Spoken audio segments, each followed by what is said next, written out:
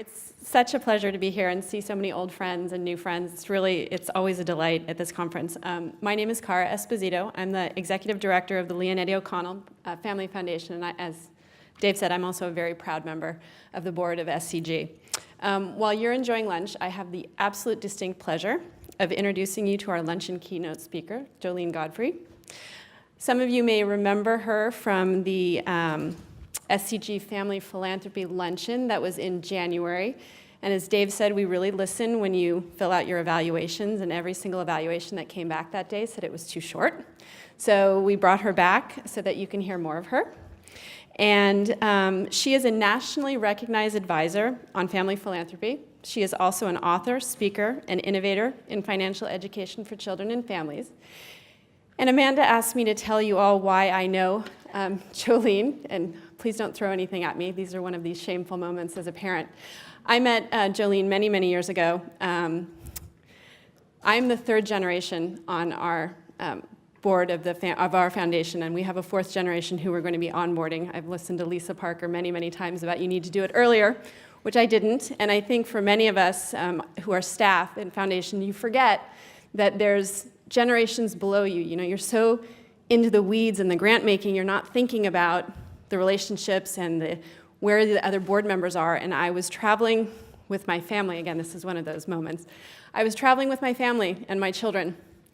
And we went on the plane and we got to the back of the plane, and my son looked at me and he said, "Oh, Mom, is this what the back of a plane looks like?" And I thought, I have absolutely failed as a parent. Failed. And wait, we do income inequality in our grant making. So at that moment, I wanted to die, and then I realized that I needed to get help, as much help as I possibly could. So I read every book ever written about financial, with children, finances and children, and I fell upon Raising Financially Fit Kids, which Joline wrote. And I loved that book so much, I bought 40 copies and had a luncheon for all my friends and had Joline come and speak about it because it was really that exceptional. It provided straightforward advice on how to prepare children to make financial decisions aligned with family means, values, and aspirations. And that was really what we wanted to do at the foundation, was something that's so important to us. We're onboarding this year our fourth generation first board members, so it's been wonderful. Most important, her work gives families, especially families with foundations, new tools for developing their human capital and raising the next generation in the midst of abundance, which I think is a challenge that many of us face. So it is always a pleasure for me to hear her speak. Please join me in welcoming Joline. Thank you so much, Cara. And I was just in her session, and it was a knockout. In fact, I was, some of you may also have been there. I was at the Milken conference last week. Some of you may have been there. And that is a hotbed of ideas. But I have to tell you, they don't understand that SCG is the true hotbed of ideas. I just have been so inspired today. I thought, why did I go to Milken? I'm going to shift us a little. We've been talking about family philanthropy for this first part of the day, and I'm going to talk about family. I'm going to try to do something a little different. How many of you were there in January? Okay. So those of you who remember, I told you a few stories and left. Today, I'm going to tell you a couple of stories and then leave time for real conversation, which is why I asked them to take away the podium and give me a chair, because I just want to have a conversation with you all.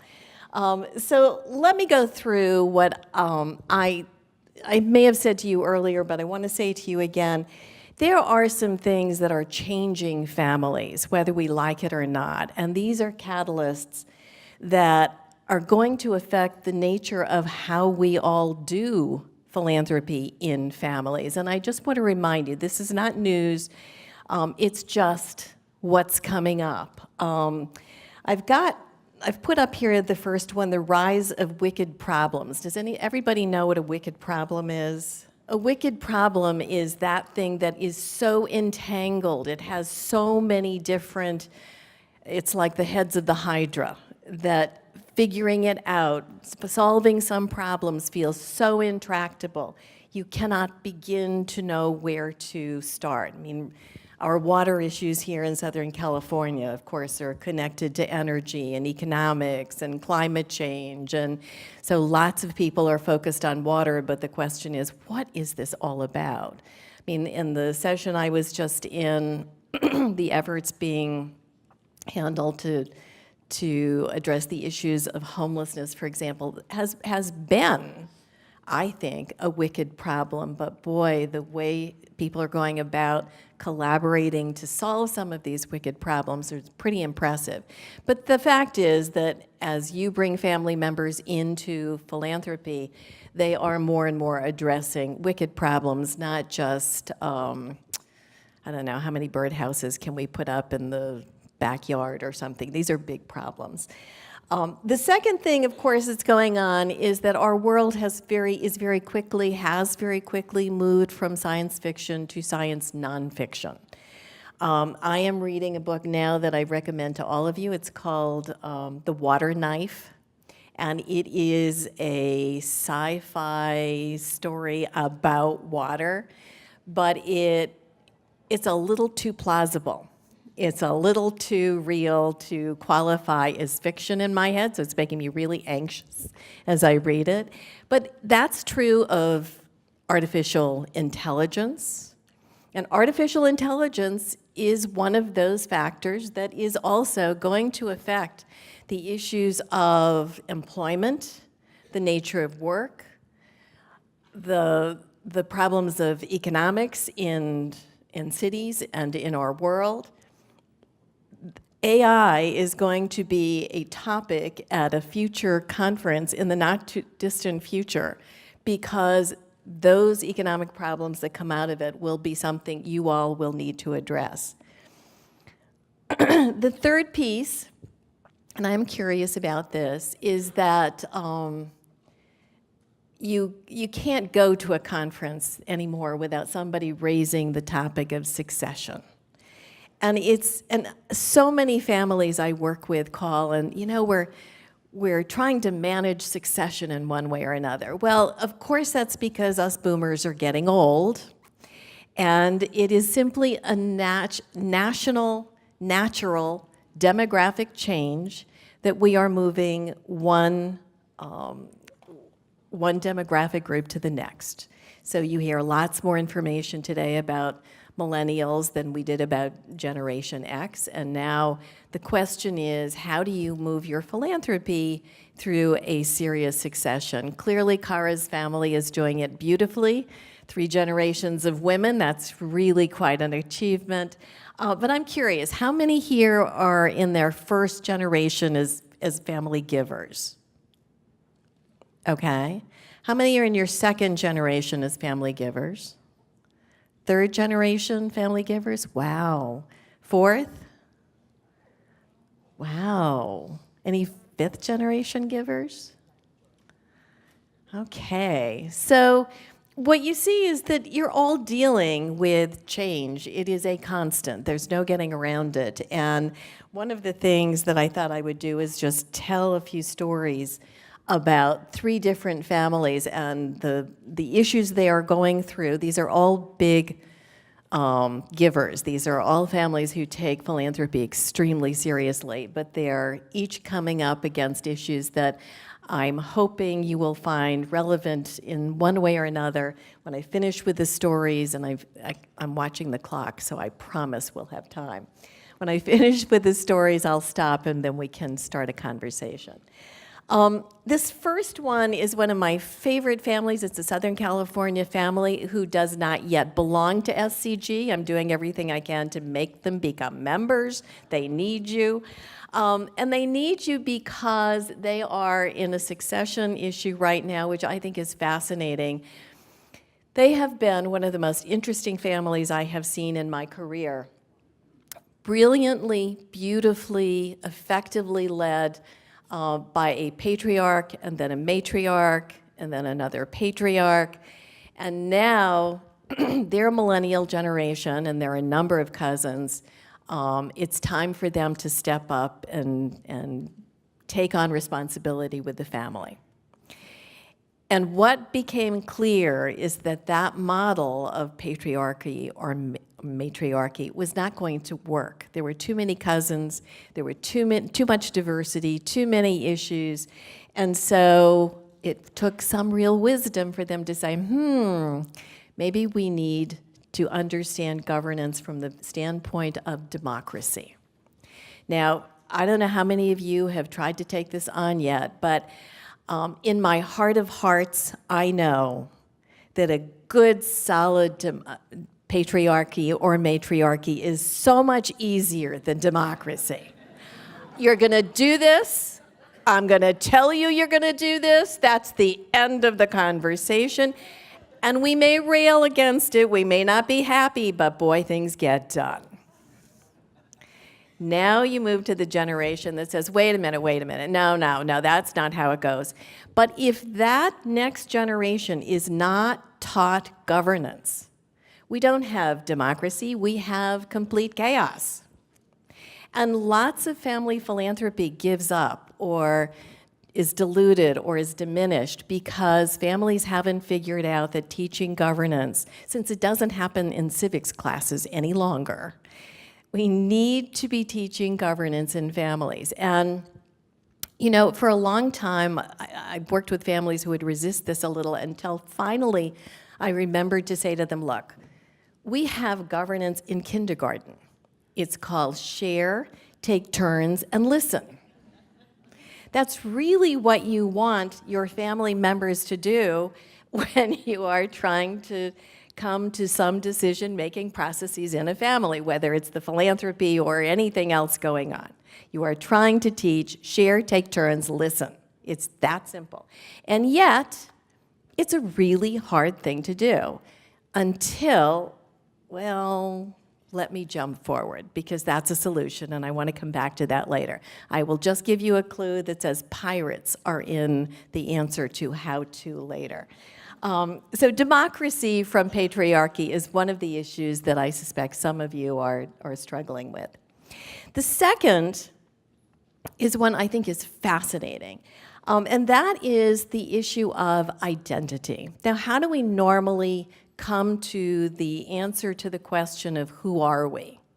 Well, frequently, some of you I'm sure know, it comes from sadness or crisis, or it comes in the middle of college trying to figure out who was I, who am I becoming.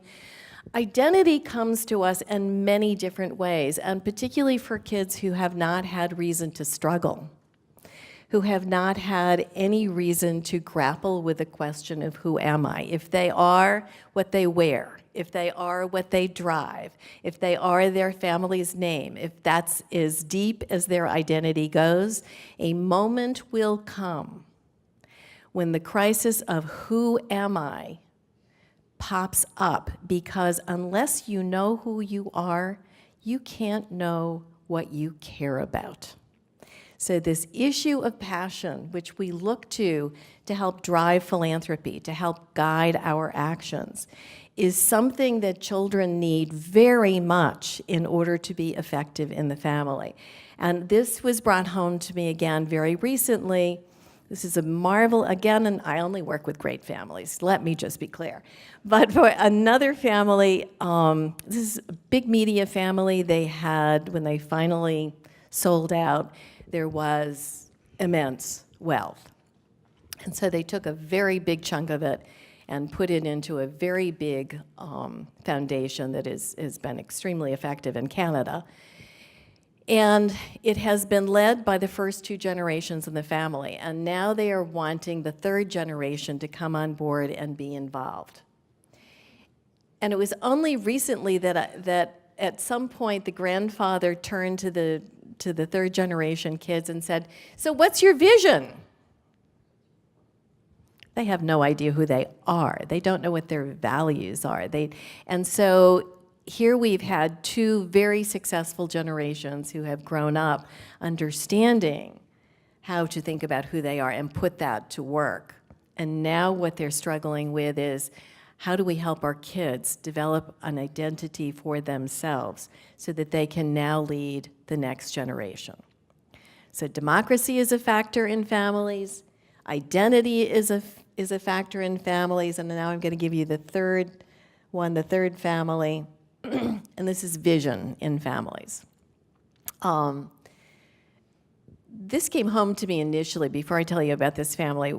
I heard Richard Branson talk at some conference not so long ago, and he was talking about the vision in his family. It's very simple. I may have mentioned this in January. He's trying to get his grandchildren to Mars. It is a highly mobilizing vision. You know, just imagine their family meetings. And he says, well, you know, I don't think I'm going to get to Mars. I can't make it happen that fast. Maybe my daughter will. She could be on one of the first trips, but for sure my grandchildren are going to be. That grabs a family's attention in a way that gets people to show up for the family meeting. And I have come to understand that the mobilizing power of a family vision is not to be underestimated. It particularly as the family grows to the third, fourth, fifth generation and beyond, there has to be something that is so mobilizing, so galvanizing, so exciting, that you don't show up to a family meeting or a philanthropic meeting because you should. You show up because you can't stand to be away. It's just so exciting. And so I'm now working with another family who came to me with what in many ways was the most ambitious vision yet. And what you see up here is a picture, and this is slightly disconcerting. This is a picture of a place not to be named, but it is one of the most pristine places on the planet. It will be developed. And I tell you this with some sadness because having been there, I know just how extraordinary it is. Fortunately, the family that will be doing the developing has said, look, we are going to take 20 years to develop this. This is going to be the most sustainable resort on the planet. We're going to do it right. And they have. I mean, I will tell you, this is being done in a place where corruption is rampant. And this was the first family to step up and say, we are not paying bribes. And so it added another 5 to 7 years to the process of moving forward because they really stuck to it. They weren't paying bribes. But the second generation, this family said, because it will take 20 plus years to bring to fruition, that means our children, our collective cousins, and there are, I think at this point, 12 in the family, they will come of age, they will be mature at the same time the resort is. Their responsibilities will be coming on board just as we are facing some big new decisions about the sustainable resort. We want them growing up with the values that we have for this vision in a way that they carry it on. Not that they carry on exactly our vision, but that they feel enough connected to it that we're going to be able to sustain this beyond the 20 years, into the 30 years, maybe the 40 years, because this is a very special part of the planet. So I tell you these 3 issues that have come up in these 3 different families because I think they're not, I can come up with really cool stories because I work with some very cool families, but these are not unusual issues. Dealing with patriarchy to democracy, helping kids develop a sense of deep identity that drives their work, and helping build a family vision are challenges every single family faces. And if you're not facing it, you are missing some amazing opportunities for change in your family. So I thought what I would do is come back to a few of the things we're paying attention to, a few of the tools we're seeing, and I'm going to take literally 5 minutes on this. And then I'm going to stop because then we're going to go into some questions. But I want to bring this one up first because I suspect every single person in here, if I say time, treasure, and talent, I'm talking about philanthropy. I mean, that has been a code, a shorthand, a way to help kids think about philanthropy for, God, I don't know, at least a decade, maybe much longer than that. But it's how we have taught children to come on board and participate in families. What's interesting is that if you look at what's happening with Indiegogo and Kickstarter and impact investing and social venture and social entrepreneurship, this next generation is changing the game. So that I suspect some of you, when you're sitting around, except that person who's the one person, and boy, do we envy you, wherever you are, you make all the decisions. But if you don't make all the decisions, at some point, some smart aleck in your family says, well, what about impact investing? And you just want them to go away for the first 5 minutes. But the fact is, they are changing the landscape. And so as we think about what will philanthropy look like in the next decade, in the next 2 decades, that's one of the things that we're paying attention to. And by embracing them, that's one of the things I loved about the collaboration session I was in. I went in, collaboration isn't easy. I'm at least truthful about that. I left that session feeling not only was it not so difficult, it really is the way to express a generosity of spirit. And I think collaboration among cousins, among a new generation that's coming in, is the way to bring about change in your families. I was really excited. But if you're not paying attention to the networking and the technology that is driving these kids, you may, again, be missing out on some opportunities that their change brings to the table. The second thing, and I mentioned this in January, but I'm going to bring it back again because this takes us into vision. Jim Collins' book, and I was somewhere, is it Jim Schaefer? There you are. We were talking about this at the table earlier. I love Jim Collins' work. I mean, that very simple notion of good to great, which he started for businesses, and then, of course, adapted for philanthropies, or rethought. I'm not sure he adapted it, but he certainly rethought it.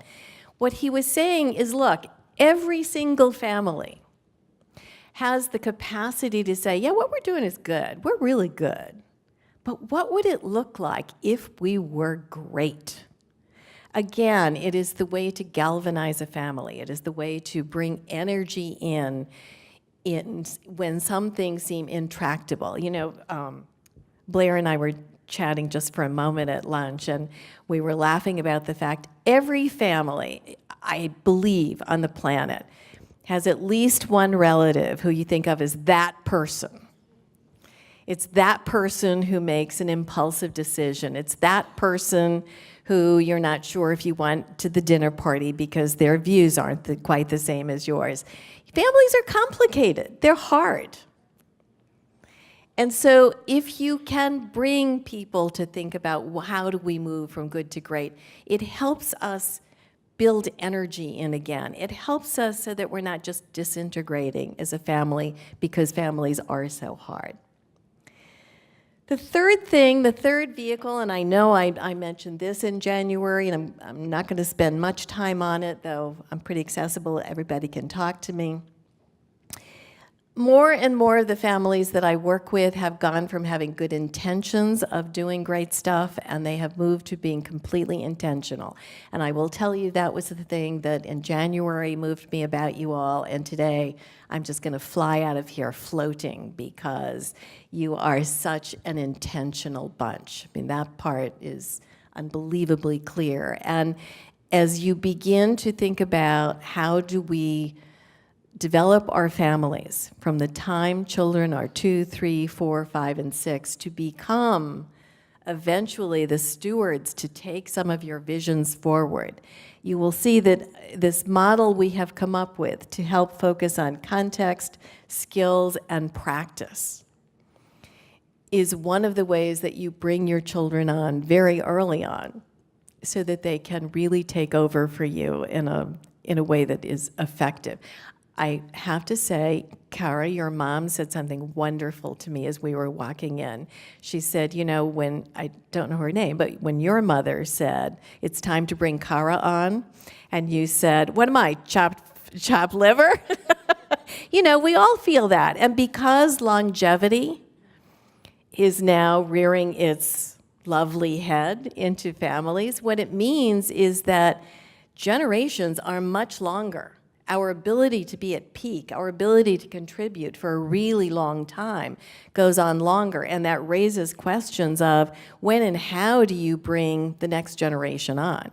If you have a 16-year-old who is just raring to go, but you're 65 and you're still feeling really good, then it would make sense to have rules in place that say, no, when you're 25, darling, then you can come on.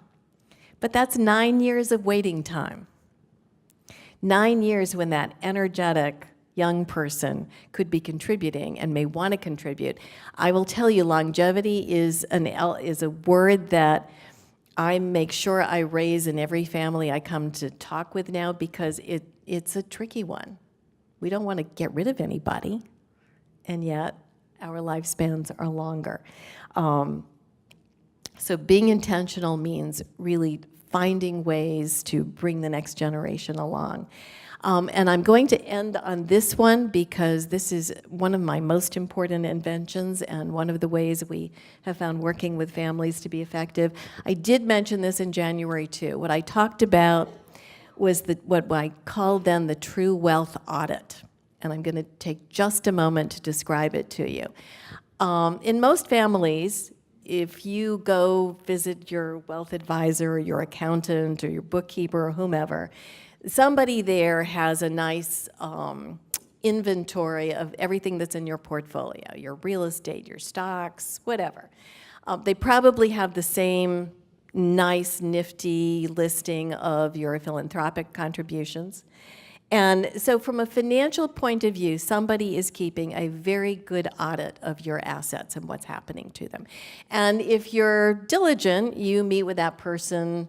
I won't get carried away. It would be nice once a quarter, but at least twice a year, maybe once a year, whatever. You have that. But if I say to you, okay, well, what are your human capital assets?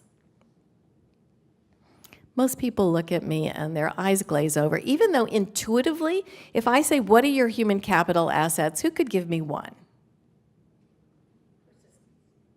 Persistence? Yes, somebody else. Honesty, yes, excellent. What else? Compassion. I'm going to tell you one of my human capital assets. I am a killer cook. Coming to my dinner parties, good thing.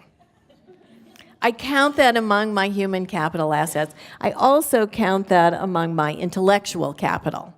You don't have to be a rocket scientist to do a good meal, but it helps. When we help young people and families actually begin to do inventories of their human, social, intellectual, and financial capital, we give them access to resources in their families that change the nature of how they work together. You think differently about someone and your family's assets if you think beyond the financial inventory.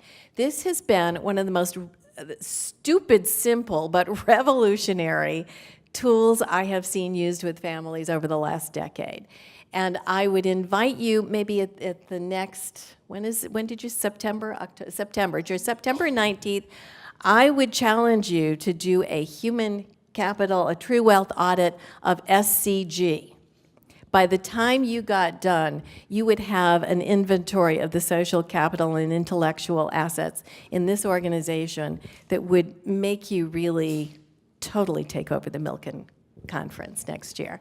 But it's just another tool for developing families in that intentional way that will help answer those three issues of democracy, identity, and vision I mentioned. Okay, it's 1:20. We've got 10 minutes. I didn't do quite as well as I thought, but I'm hoping I triggered some comment, thought, argument. Yes? Your comment about Richard Branson and Mars, does everybody want to go? Or did he convince them that they all want to go, his grandkids? It's a very great question. Yes, the question was, in Richard Branson's family, does everybody want to go to Mars? Oh, I think the answer is no, but they don't mind living vicariously. And it's a great story. Somebody else, a thought? Oh, pirates, thank you so much, yes. So governance, if you introduce this topic of governance in families, it kind of falls flat. Really, it's following rules. Who wants to pay attention to that? It happened, I was in Provincetown a couple of summers ago. I was parked on a boat next to a guy named Barry Clifford. Some of you that may ring a bell for. Barry Clifford is one of America's great treasure hunters. He has found literally billions of dollars in gold at the bottom of the ocean with shipwrecks. I'm a Barry Clifford groupie because I think his stories are so cool. But over cocktails, he brought up the issue of the best governance system that this nation knew early on came from pirate articles. And I had dimly remembered somebody referring to pirate articles, and I thought, well, that's interesting. But he actually gave me a copy of pirate articles, and I took them back to the office, and I said to my staff, I think we should turn this into an activity for children. And indeed, we now throw kids onto a virtual Lost Island, and they have to come up with their own set of pirate articles. And for the first time, they are among themselves trying to figure out how to do decision making, how to take care of shelter, how to take care of safety, how to take turns at things. As they begin to create their own set of pirate articles, they are introduced to governance that goes the next step from kindergarten. Remember, share, listen, take turns. And I'm beginning to understand that this same process helps with adults, that governance is something every family needs, but you don't go at it immediately because you think, well, we should just all know how to get along, shouldn't we? We're a family. Why do we need to worry? We don't have hierarchy. We're all equal. Well, that isn't true. And so we need to introduce governance as a way to get decision-making happen and also to deal with the very real issues of equality, justice, and fairness. Things fall apart in families because siblings or cousins begin to think, well, that's not fair. I want to be treated equally. That's not just. Because people think equality, justice, and fairness are all the same, they get themselves in lots of trouble. And if you can teach governance at an early age and help families be very actively engaged in the process of governance, you will avoid some of that contention in families. That's the pirate story. You mentioned that when kids go to college that they develop their sense of identity, and my daughter's leaving for college in the fall, and I would love to engage in conversation with her as she goes along and talk to her about what she's discovering about herself, and just wondering if you have ideas for sparking good conversations along those lines. My guess is just because you care about it, it will happen. But not letting you off the hook. I will tell you that developing a family true wealth audit, literally sitting down and doing this in the family for an evening before she goes off, is one of the things that will bring some things that are assumed to the surface. I did this recently with a family I've been working with for quite a long time, and the mother knows me well enough. So we did, so it was mom and one of her sons and dad and one of the sons, and I put them in two groups and said, you go make this inventory. And then they were finished, and I said, okay, we're going to switch. And the mother said to me, oh, it's going to be the same. And I said, okay, fine, but do it anyway. And of course, when you change it up and put one sibling with one parent and one with the other and change it around, what comes to the fore, what people become conscious of that's important in their family shifts. So I think having intentional conversation, which you clearly are ready to do, is going to help in that a lot. Actually, that identity thing, sometimes it happens in kids when they're 9. I mean, there are kids who know what they want to do now, but they may have a crisis later on. I was interested in your comment about with the next generation talking about who am I, what are my values, and it occurred to me that that it might be hard for kids to express their values, as you had said, but that maybe an interesting way to get them started is to ask them, what do you think are our values? And let them try, because they learn from what we do, obviously, partly from what we say, but mostly from what we do. And in having them express their ideas about what our values are, then you could move to, and do you think those represent your values as well? That it might be a smoother way in than just this throwing out to them what are your values, when that might be a language they don't quite understand yet. And I think that's exactly right. And I would just add that that's a very courageous thing to do, because what comes back may not be what you expect.